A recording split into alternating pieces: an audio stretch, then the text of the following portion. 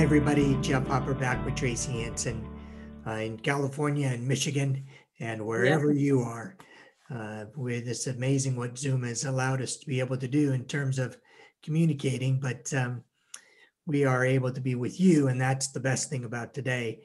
We left off last time talking about the strength and that we have through Christ and whether it really allows us to do all things. And we kind of said, well, not all things, because that's pretty me focused when we talk about it like that. But we run into a passage in Romans 8 where Paul tells the Romans that we are more than conquerors. That sounds like a lot of strength to me. What does it sound like to you? Um, I wish it was like we could conquer anything that we set our mind to.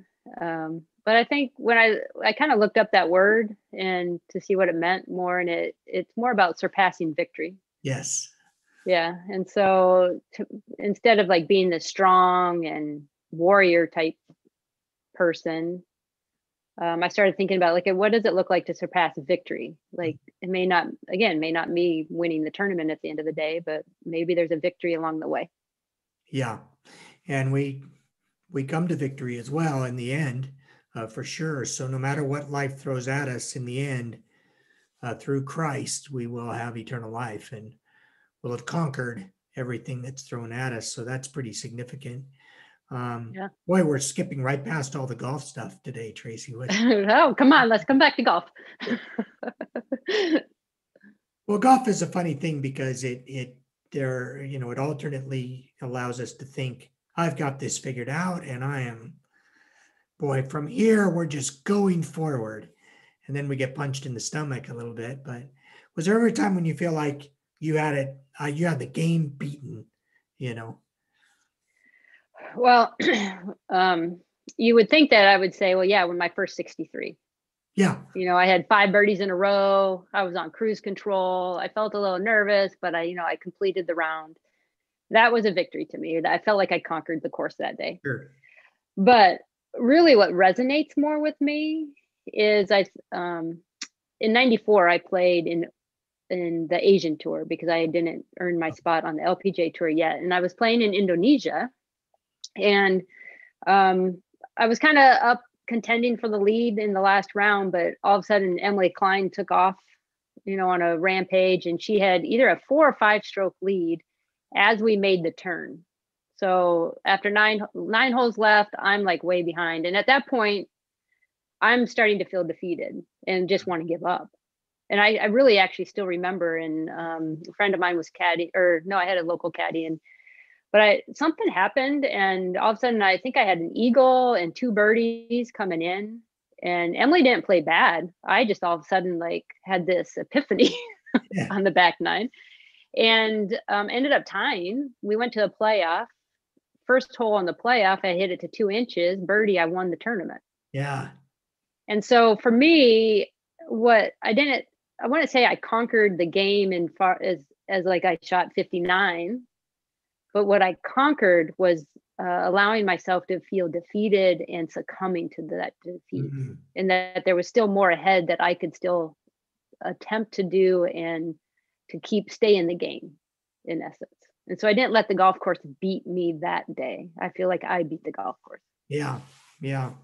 Well, it's, this passage in Romans, Paul says life and death, angels and demons, whatever comes at us, we are more than conquerors. Golf throws all these things at us. We're Hmm. defeated on the front nine. We're victorious. It feels like on the back nine. It goes up and down. We've already talked about Yeah. this.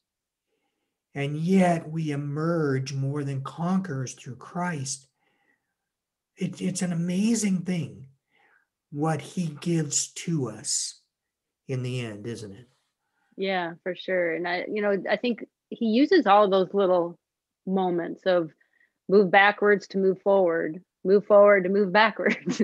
I think he uses all of those things to build our confidence, to build our belief, to build our trust in him and our strength. And ultimately, we know the end of the story, thankfully. Yeah. I am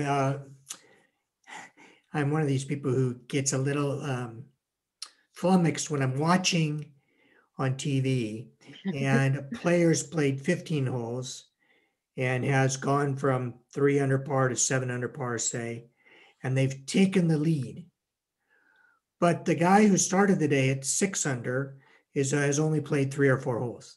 Yeah.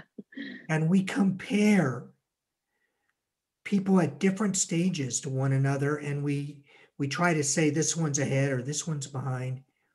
The truth is that we're all going to come to a definite end. And the Mm. question is, where are we with Christ on that definite end? That 72nd hole. That's the hole that matters. Right. And if we start assessing in between, we're rarely going to feel like conquerors. But when we see that Christ conquered and that we will, with him, be a joint heir, suddenly we realize on the 72nd hole, I'm going to be just fine. Yeah. Yeah. And I think that's encouragement for somebody either who's new to the faith or maybe seeking out who this Jesus is, Mm-hmm. is that you don't have to have it all figured out. And That's right. until like, hopefully you can figure it out before the end of your life comes. Mm. But even if it's 30 seconds before, Christ still conquered even for that person. That's right. Wow. The 11th hour. There it is. Yeah. Well, thanks, Tracy. And thank you Yep. to all of you.